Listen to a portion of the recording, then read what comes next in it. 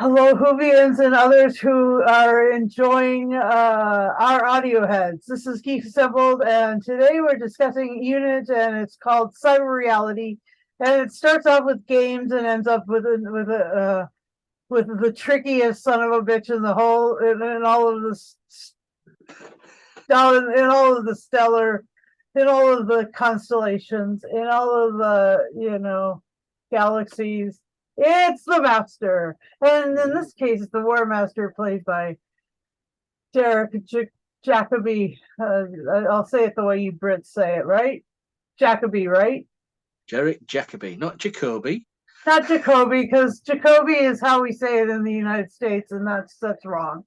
That's just wrong. Anyway, yeah, he's a great actor. He does a lot of stuff with Ian McKellen, and their little love nest show, so that's fun.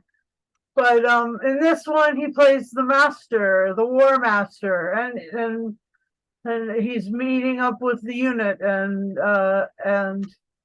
okay. Anyway, so we'll go back to the beginning, and we'll start there, and we'll find out what Lee's opening thoughts are, because Lee is here with me. Hi, Lee. Thanks for joining me on Audioheads. So glad you come. You're so cool. I didn't have anything else better to do, so I thought. Oh, all right. There you go. He comes because he's bored. Yeah. Oh, so what we're talking about? Oh, yeah, cyber reality. Cyber reality. Cyber reality. Oh, nice. Nice. You got the box set. Good for you. Box set. Yeah. Yeah, it's got a little Kate Stewart, a little Osgood in there. So go on. Tell me what you're first thinking about this. Well, there is a running theme through this. It's all about virtual reality, technology, and there's something. This is leading up to something. There's a connection between each story. And of course, you learn by the end of story 2. It's the Cybermen. Parallel universe. And then, of course, the unit savior in the story 4 happens to turn up, another Time Lord, but not the Time Lord you think. Of course, you've already mentioned the Master. Yeah. Well, it's easy. It's easy to tell because he's on the picture on the cover of the fourth disc, and he's on the cover of the whole thing. So yeah, so you kind of know what is about to happen. You're just kind of sitting there waiting. When is the Master going to show up? Yeah, how they're going to bring him into the story and how it's going to turn out. But say there's 4 stories. I mean, it's all connected as it goes along. Say you've got Game Theory by Matt Fitton. You've got Telepresence by Guy Adams. Code Silver by Guy Adams, and Master of Worlds by Matt Fitton. So 2 authors have written these 4 stories. One is about sort of virtual reality. It's about gaming. What's the guy's name again? I can never remember the name. Let's have a look at the Sam Bishop. Sam Bishop is he's having a sort of a Groundhog Day. Yeah. He's captured. He doesn't know where he is. Keeps waking up, chained up with this other woman. And it's on repeat. But this woman is the one who keeps drugging him and knocking him out, and she's waking up again to get information, of course. Yep. And say unit are looking for him. You've got to say Kate Stewart, Gemma Redgrave, Ingrid Oliver as Osgood, and brilliant. I mean, I love Ramon Tickeram as well as Colonel Shindy. Great character. Yeah. And of course, Warren Brown as Sam Bishop. He does go through a lot in this. It's the, what do you call it? I can't remember what the species is called now. Is it the not the administrators. What's it called? Auctioneers? Is it? What's it? Yeah, the auctioneers. The auctioneers. That was. I knew it began with A. It's kind of like a game. It's kind of like a poker game or a game of chance, but also it's a bit like a bingo or something like that. It's pretty interesting. Mm. Yeah. I mean, then you say with the telepresence after game theory, telepresence is where you get Osgood, Shindy, and his name Josh Carter going in virtual reality into a sort of a parallel. They become avatars. They do. In this parallel world, and they're up against a time limit. Being there, they're connected to a machine. What Kate's playing on. looking over them. But is she looking or is she playing them? I think that she's like actually got a controller and she's playing them. No, she's caring. She's looking over their real bodies to make sure they're okay, because they're all hooked up to the machine. Yeah. But eventually the machine is not letting her unplug them. When you think, the machines are taking over, and then the clues are all there. All these silver little long creatures, worms. They talk about them as though they're silver worms. Silver webs. You think, yes, we know. Yes, we very similar to the Cybermen. Yes, and Cybermites. And then you think, yeah, and then so the reveal at the end is the Cybermen come through, take control of Osgood, Shindy, not Josh, because he's Auton, isn't he? Yeah, they find it rather challenging to assimilate him. So that would be good, having an Auton and Cyberman face off. Yeah, so Rory. What they should do with the Rory series is that Rory fight off with the Cybermen. That would be brilliant. Okay, I see your point. Good one. And then you go to the third story, which Unit has a code for everything, and the code for Cyberman is code Silver, and this is called Code Silver, the third story, which is them up against the Cybermen, literally. Yeah. It's just, but everything Kate does, they've got the brains of Osgood being Cybernet. Was it Cyber? She becomes like the cyber hive mind. Yeah. She's like everything that Unit tries to do, Osgood counteracts. Because she's already she was there when these policies were developed. Because she's one clever bitch. Yeah, that too. She was there when it was developed, and then she is smarter than most of the people at Unit. Yes. Yeah, and then coming to the end of this, you hear the materialization of the TARDIS. Oh yeah. And then out pops Derek Jacobi, the Master. And then we go on to the Master of Worlds, the fourth part of this, where he turns up. He's looking for parts. He's just come to Earth looking for parts to steal to fix certain things in the TARDIS. He doesn't want to help them. He'd just let them all die. Ruthless son of a bitch, this version of the Master. Yeah, no kidding. He has become one of my favorite versions of the Master. For me, Delgado, Ainley, and Jacobi. He's up there now. Wow, that's saying something. Oh my gosh. Yeah. Because those others have got a long way to go to step into these sort of shoes. But yeah, he is. But he sort of, with me, Jacobi also he's made this character his own, but also you get the feel of Delgado. You also Occasionally, get you also get the feel of Ainley. occasionally. Yeah, I don't know. He sort of embodies it, Uh-huh. but his persona is shang through as well. Yeah. So in the end, he's dragged into help unit against his will, of course. Uh-huh. Um, and it's just master against the Cybermen, master against the unit. You know? At one point, you do think he's been converted.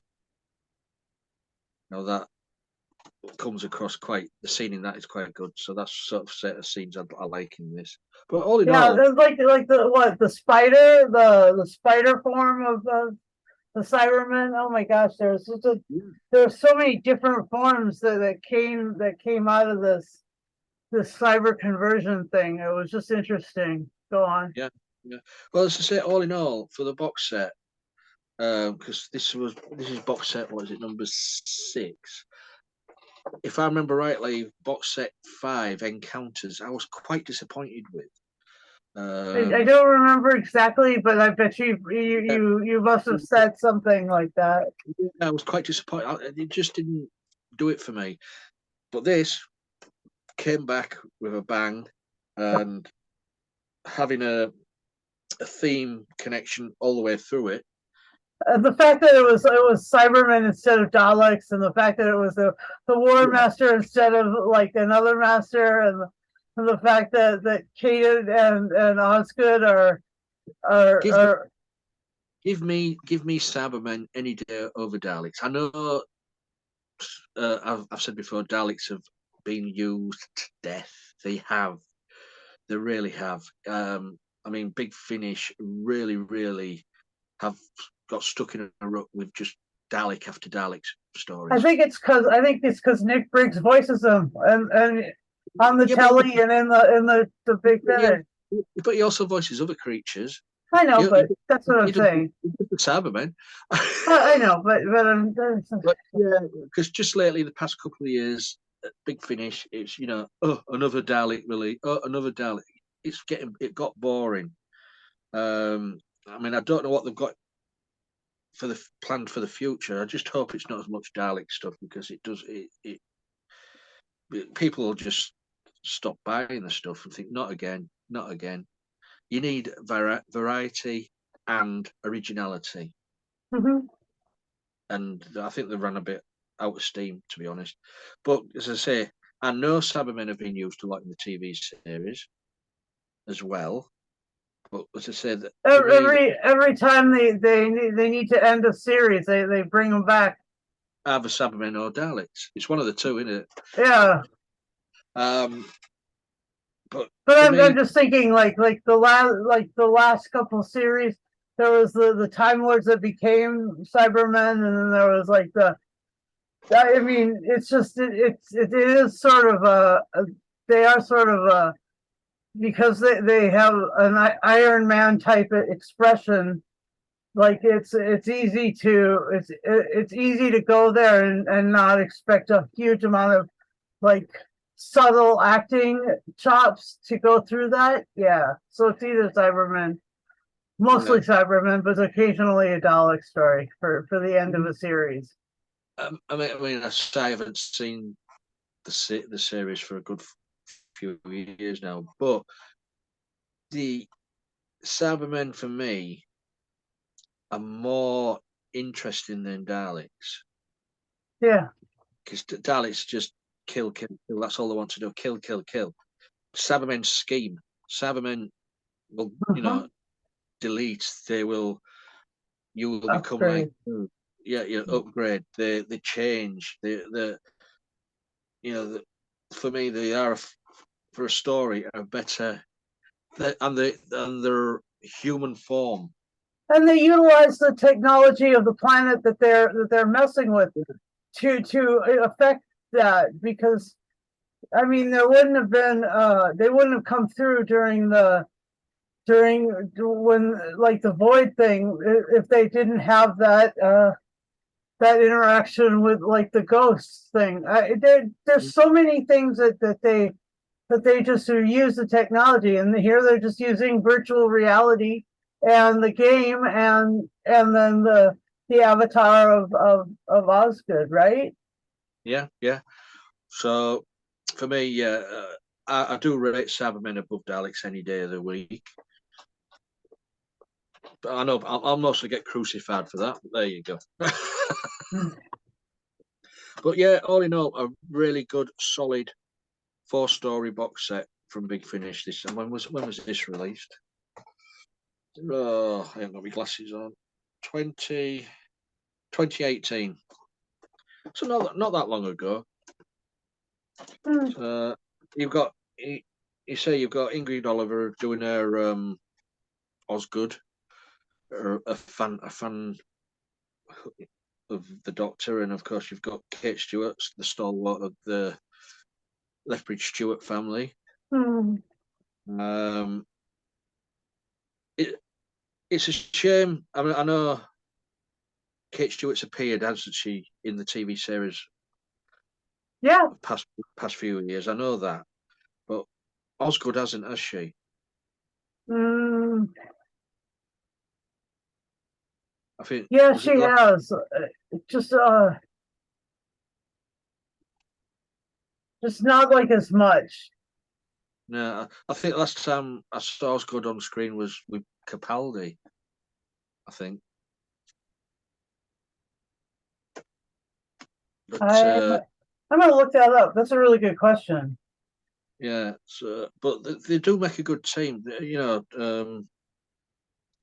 Sam Bishop, Shindy, Kate Stewart, and Osgood. What a great! I mean, this is the unit of today. I mean, I like the unit of yesterday. You know, with Brigadier, Benton, and Yates, and all like that. But everything has to be updated, like the Cybermen. Unit has to move with the times, and it's good the way they bring the old back and they bring old characters back. Say they've brought Cybermen back because back in the day, in the Pertwee era, back in the day in the Pertwee era, Unit didn't face against Cybermen. They only faced them in the invasion, wasn't it, with Troughton? Yeah, that's So true. It would have been good to see how the Pertwee unit had come face to face. Had accomplished anything with them because the unit was able to thwart them in the underground, but they had a lot of help, and they're again they were using that company, the electromatics company, with the computer that Zoe was able to blow up. They go ahead. But I mean, I know the audio, the Third Doctor audios has done a Cyberman story, so but it would have been nice just to have seen Petrie come face to face. I know he did it in the Five Doctors, but I mean in a proper story on TV. But not to be, and we can't change that.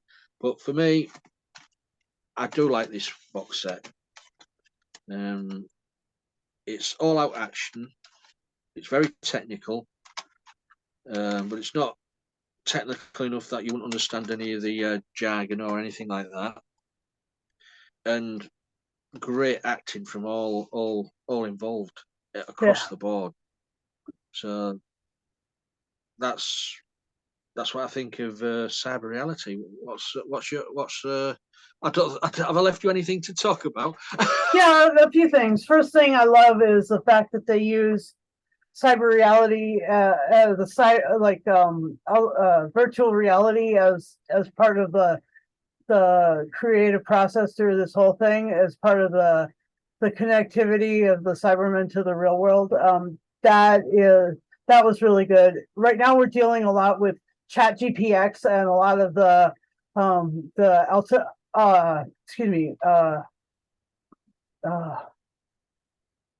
artificial intelligence in terms of dealing with coming up with some answers for people in universities and high schools and stuff. They actually are using Chat GPX to write papers and stuff like that. And so I mean, like it's timely. Like the game, the VR is like a few of my friends who were not working as much as me spend a lot of their time on Meta in the goggles, you know, doing virtual reality chats and groups and stuff like that, and walkabouts in other parts of the world, and you know, just enveloping themselves in culture and history and stuff like that. And I think that that's really rich. That can be a really enriching and life-giving experience. However, it can also be you know, as with all things, it can be hacked. It can be turned against people. And you know, that's what that one movie Ready Player One was all about, was how, you know, it can become an actually violent sort of thing for a person in normal everyday life. So that's interesting. And of course then the Cybermen were able to use that because Osgood clipped in, and she had been marked. They don't really talk about because this is 2018 and this was before, I think, the 2019. This was made before the 2019 episode where she is, or was that 2015? When she was a Zygon, like she and her sister were Zygons. Anyway, I can't. That was before 2018. That was Okay. That was Capaldi's. Was that his second season or last? I don't know, but that was you know, I thought that would be at least referenced in this, but it wasn't. And so interesting, because, like, you know, there are two of them. There were two Kates and two Osgoods. One Kate went back to being a Zygon, but the other one was anyway. So yeah, so what that sisterhood was, and you know, whether or not that continued on, it's just interesting. They talk about Zygon, they talk about autons, but then they didn't talk about how, like, perhaps the one that they converted was a Zygon. Anyway, so that was interesting that they kind of left that little nugget laying there. And then there was also the cool thing was the cyber wars and the new thing. I mean, both the cyber mites, like the silver glow that would cover somebody, that was really well described, and oh my gosh, it was so cool. And then there was like the spider one, so the one that came up and sort of jabbed you, and like and when it did, then you were, you know, pretty much automatically, they call it automatic conversion, and that's a new thing. That isn't a thing that requires the all those extra appendages to come out from the conversion chamber, which always looked just horrible. You know, it just looked like a bunch of you know, hand tools from a carpenter's shop. It didn't look like something that was necessarily part of a surgical department. But it was really interesting, and so I enjoyed this. I love I love the fact that the master was recruited, and what did they call him? He said, "You're missing some." I think he said, "You're missing a member of staff. I think you're missing a scientific advisor. So let me be that place, serve that position for you." I'm like, oh shit, like that. Like even the master's got that position. I wonder if he's going to get paid too. Anyway, so that was fun, and yeah, so and the fact that you know it was another Osgood, another Master, another Lethbridge Stewart, and another unit and stuff. Um, you know that was a big thing in the Demons. Okay, that was the thing. There was Osgood, there was the Doctor, there was the Lethbridge Stewart, and there was the Master, who was just hanging out, being amazing, being a parish priest. So fun. Anyway, like it brings me back. These things just do. They bring me back. Anyway, I'm gonna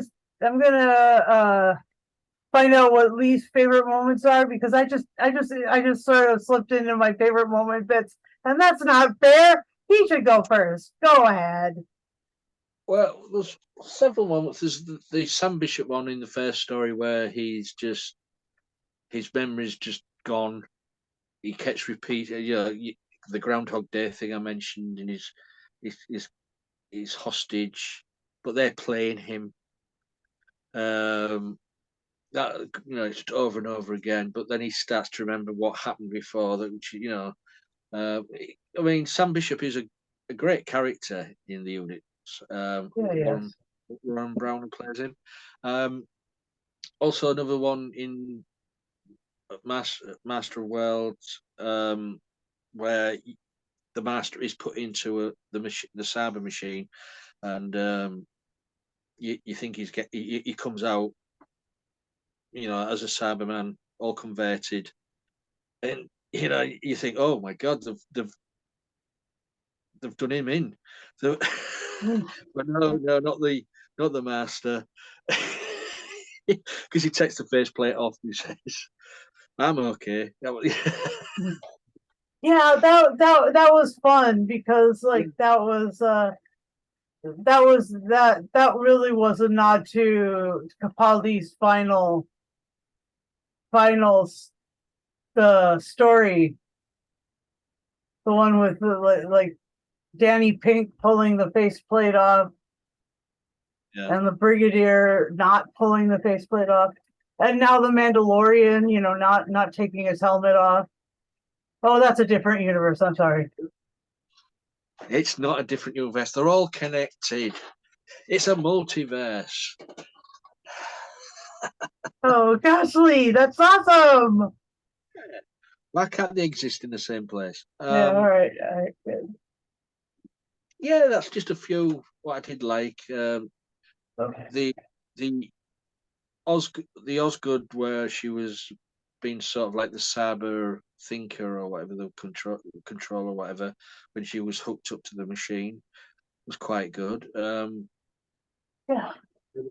And the desperation of Kate Stewart trying to make ends meet, trying to sort things out. You could sense her desperation. Yeah. Everything was dead, everywhere she turned, there was a brick wall. She couldn't sort things out. So No, it was super challenging. oh, it was, yeah. So yeah, there's a few man. What about you? Like I said, I love the bit where the cyber worms, and then the turn into, and then they sort of spray, and then it's a smooth conversion, and then like the automatic conversion, and that was really good. And then yeah, the Master joining up with Unit as a scientific advisor, of course, because you know,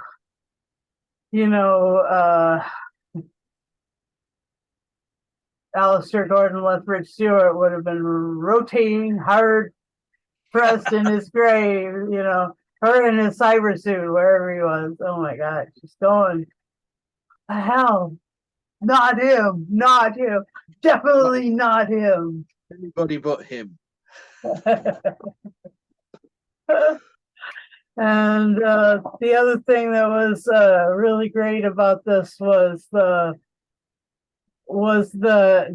virtual reality, and then the social media presence. Like, that's what the second story was all about, having a social media presence. And talk about super timely, absolutely like spot on, like riding the wave. Big Finish was right there, and Matt Fitton, and what was the other one's name? Guy Adams. Guy Adams, yeah.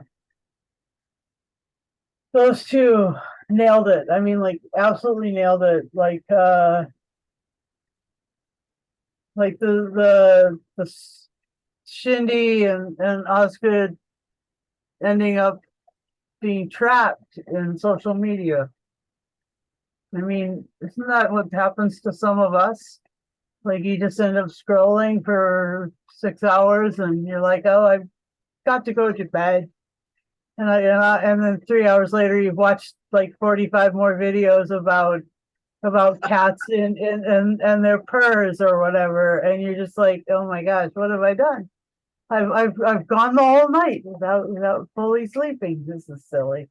Anyway, and then the I love that they have set up shop for Code Silver.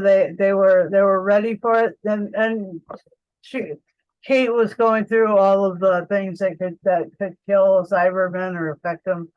The things that would affect their breathing, the acetone, the gold, and then the bullets topped with gold, and then they're like, oh, the silver bullets, and they're like, no, those are for werewolves. Oh my gosh.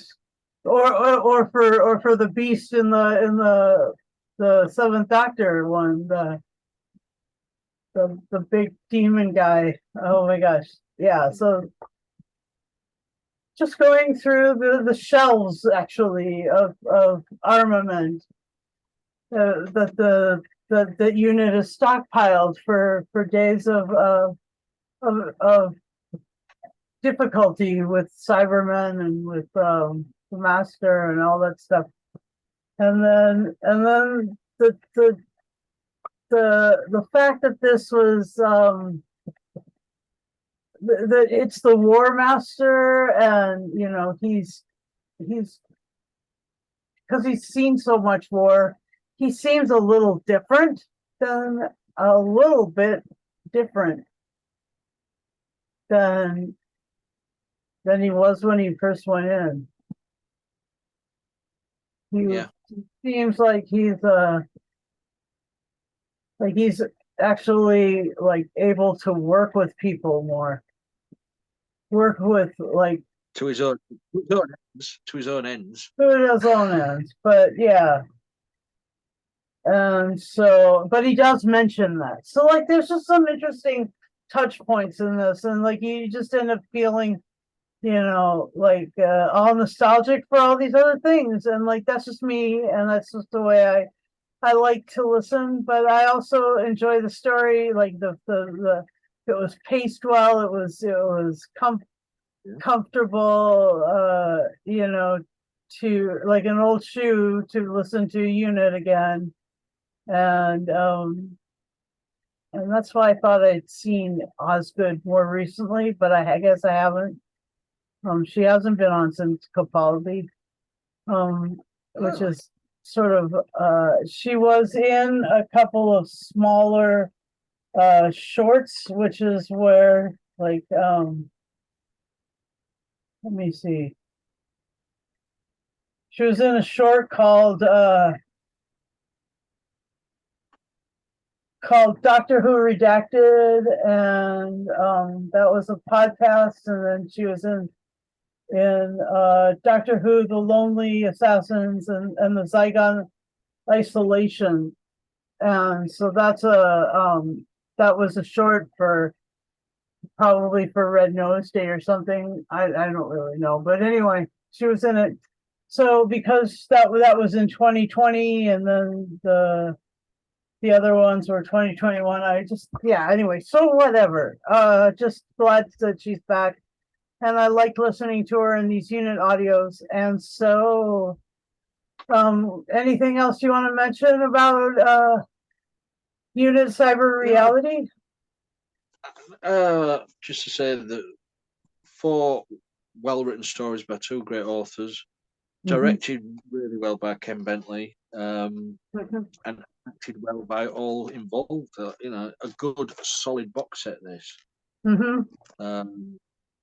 So for me, this is going to get 10 avatars out of 10. And would you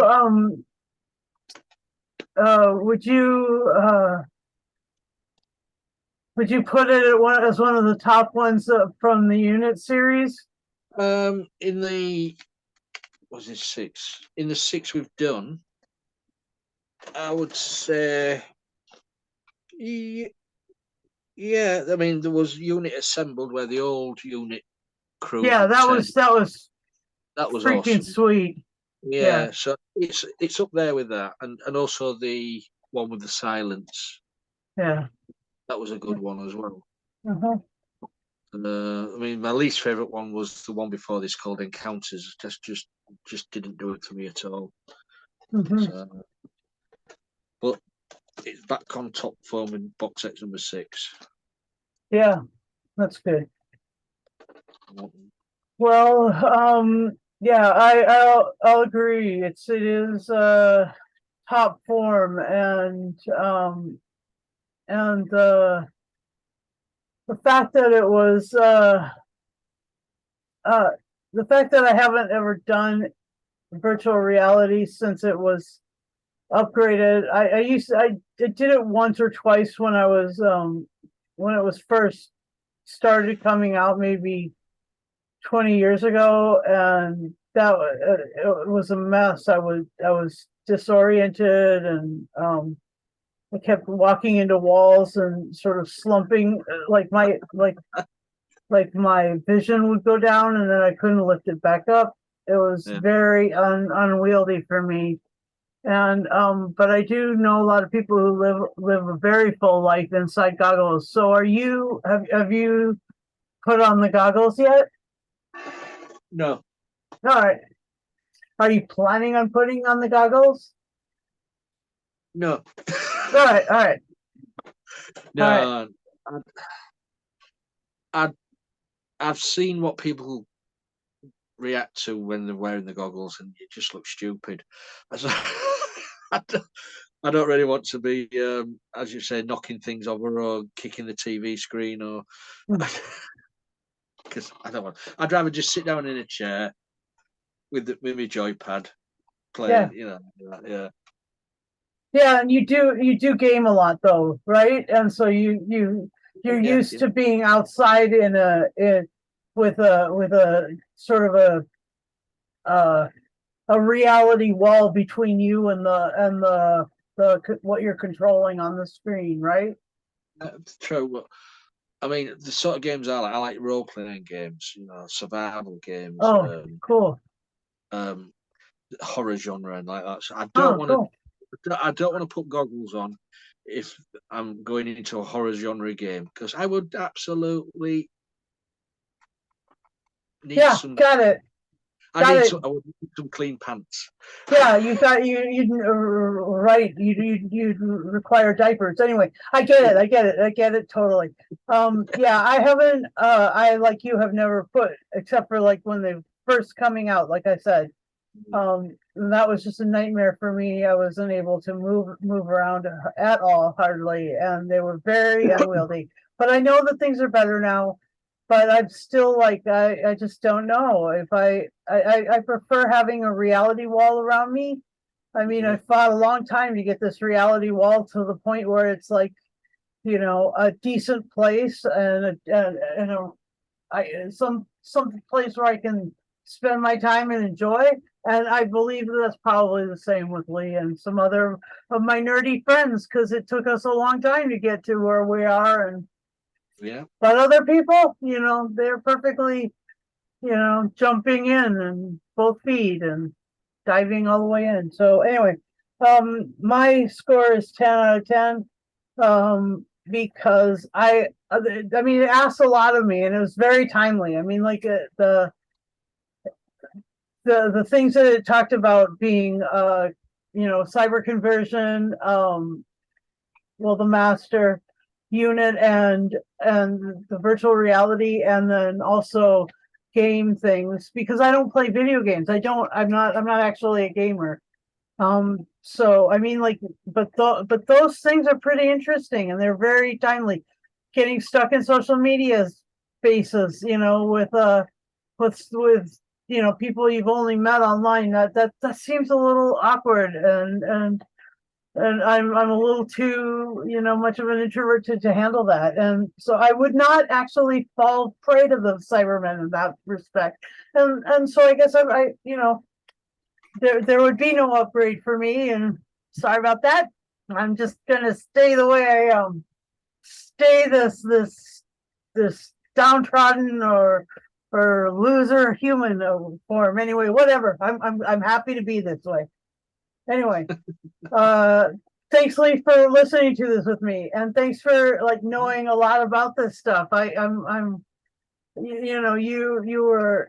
you were deeply engaging in this one, and I'm really glad where you had a lot of stuff to offer, and thanks, and that's really fun. I love my audio dramas. Well, so do you. It's another way of enjoying something, anything, like this one being part of Doctor Who, of course, but as I say, any horror audio or any other supernatural sci-fi audio. Use your imagination, picture it more. The budget for audio drama is infinite. Yeah, it just goes on forever. It's not got the constraints of the movies or the constraints of the small TV screen. Right. And I sometimes I just don't understand when people say, I don't like audio drama. I'd rather see things. I think, what? You see things in here. Yeah. Use that.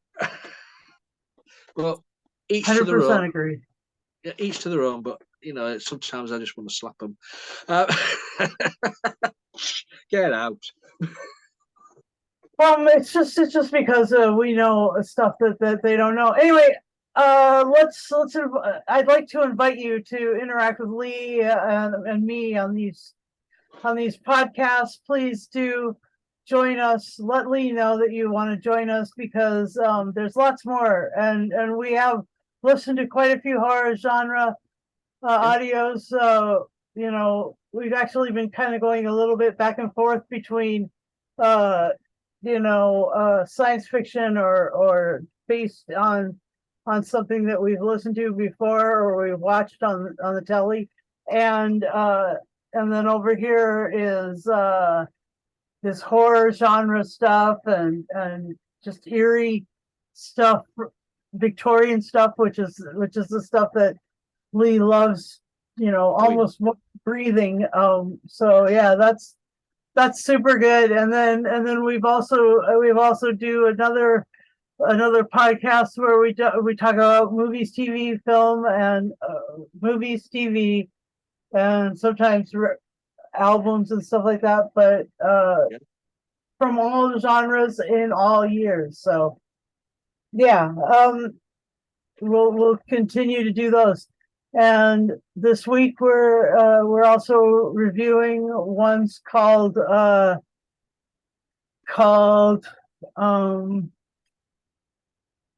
what is it called? It is Quatermass. Quatermass's It's got four different. Occlusion. Yeah, it's got four different. It's 3 different. 4 episodes. Yeah, it's 3 different titles, working titles for that one, but we'll discuss that when we get onto that. Yeah, sorry about that. It's yeah, that was really incredible, and so anyway, I'd like to ask you to subscribe, hit the bell notification, which will shut off my camera. No, I'm just kidding.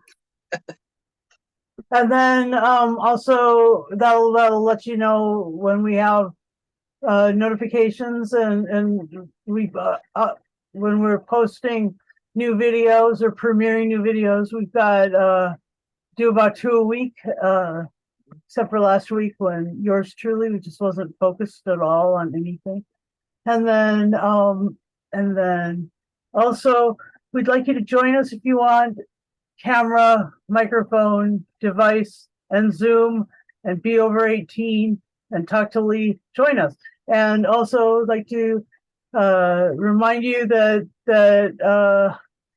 we will that we are going to do Picard, and we're going to do The Mandalorian when those series ends, and also